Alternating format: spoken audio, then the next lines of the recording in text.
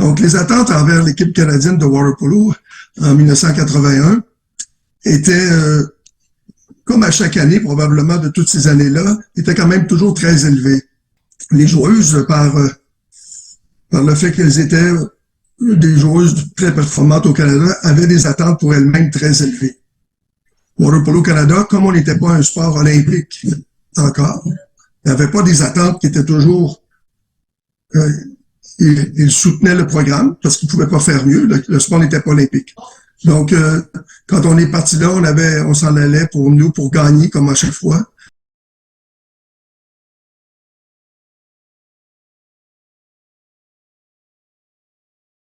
Notre calibre de jeu continuait à augmenter et on avait réussi à prendre un bon rythme de match. Au début des tournois, tu pars, tu nages partout, tu surveilles moins l'horloge, tu es moins en contrôle du ballon. Surtout une équipe de contre-attaque comme la Hollande, il fallait vraiment ralentir le jeu, puis avoir un meilleur contrôle du ballon, parce qu'ils avaient une équipe beaucoup plus rapide que nous et en temps de réaction, ils étaient très rapides.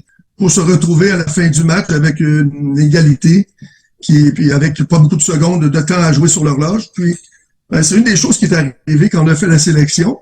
Je pense que tu t'en souviens, David, c'est le fait d'avoir deux filles, entre autres, de Montréal, qui venaient de Montréal-Nord. Mais le dernier jeu du match, où il y avait tous les joueurs avaient participé tout le long, tout le monde a fait sa part pendant le match. Mais le dernier jeu du match, c'était un jeu extraordinaire. J'en ai des frissons juste à vous le compter. C'était un pic qui est organisé entre Jocelyne Dumais puis Sylvie Archambault. Sylvie Archambault a seté le pic pour libérer Jocelyne Dumais qui a marqué le but. Puis ça a été comme un peu, ça a été la surprise du tournoi. Les gens, ils nous voient aller où? On bat les États-Unis, on bat l'Australie. Puis là, on se retrouve en finale contre la Hollande et qui est une équipe contre laquelle on a toujours beaucoup de difficultés. Donc, c'était un mélange de joueurs qui a fait que ça a réussi. C'était les joueurs qui avaient un but commun, puis on travaillait très bien ensemble.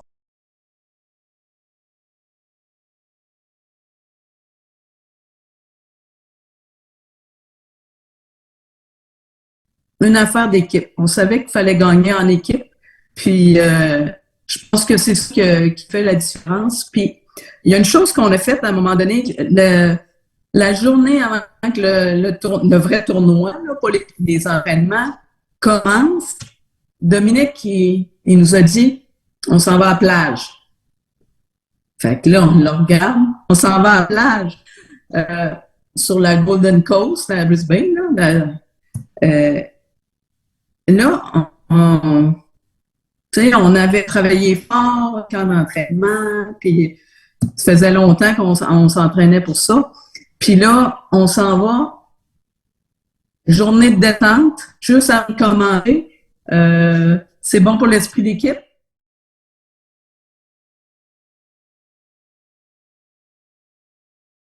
On a joué 8 matchs en 5 jours. Puis 2 matchs par jour, puis tous des matchs serrés, là, sauf pour la Nouvelle-Zélande, qui était une équipe moins forte. Alors, on avait une équipe avec de la profondeur. Tous les joueurs pouvaient jouer et surtout, chacun a accepté son rôle. Il y en a qui jouaient plus, il y en a qui jouaient moins, mais ceux qui jouaient plus avaient besoin de repos, celles qui jouaient moins, les embarqués, ils faisaient le travail, ils respectaient le plan de match à la lettre. Jouer 8 matchs en 5 jours, tu peux pas jouer à 8 joueurs ou 9 joueurs. Alors, c'est vraiment tout le monde, il y avait un bon esprit d'équipe, on avait un coach extraordinaire, on était très loin de la maison et on était un coach, 13 joueurs. Alors, c'était comme une petite famille là qui... on suivait le coach, tout le monde, là, comme je dis, tout le monde connaissait son rôle et l'acceptait. Et en étant loin de la maison aussi, pas de distraction, pas de journalistes, on ne parlait pas à personne, il n'y avait pas d'iPhone et tout ça là, dans ce temps-là. Là. Alors, on était vraiment 14, on se tenait, on avait du plaisir.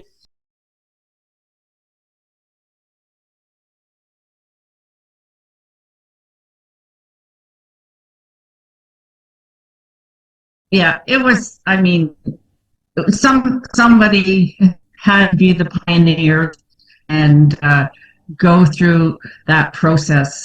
Well, I mean, it was 42 years ago that that win. But that was the start of women's water polo coming onto the world and international scene, and to finally see it come to fruition in Sydney at the Olympics. I mean, that's what it was all about. So no, I didn't have mixed feelings. I was happy. I was proud. I'm just to watch water polo on television was like an enormous feat. So yeah, no, thank goodness there were those of us way back then that had the perseverance to keep going. So no, it made me proud.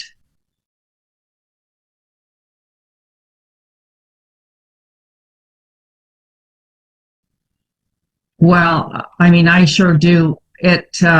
Well, it was a momentous win, and it took a monumental effort to get there. We had the dynamic, experienced St. Paul core. We had a handful of players from Montreal North, Ottawa. I was from Winnipeg, Edmonton, and then BC. So I think it was the combination of that core and those other players that had to dig deep, and everybody played a role. We had superstars, we had stars, but it wasn't going to be one on a superstar. Everybody had to come together. Everybody had to do their part.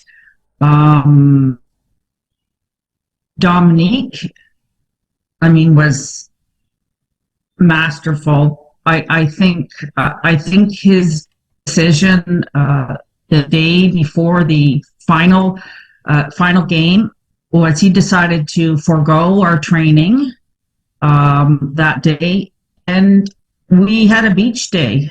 He took us to the Gold Coast, and I think we probably needed that mentally and physically.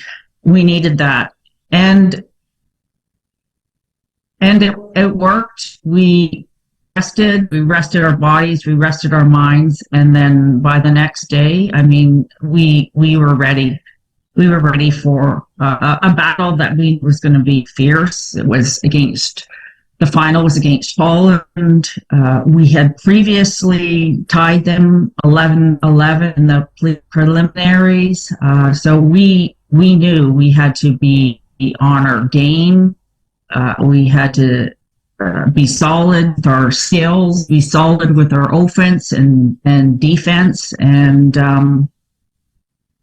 I think it was a combination of that particular team. Like, we bonded. Everybody got along well. We felt a deep bond, and I mean, some players, like the English players, didn't know how to speak French. It was the French players had to communicate with the English players. There was a whole a lot that had to be kind of overcome. But yeah, that particular group, it was special. It was very special, and Nick's the opportunity, and he knew how to make us all rise to that occasion. And and we did. And it's made me proud every day forward. It makes me proud to be a part of that particular group of women. So there'll always be a bond there. Again,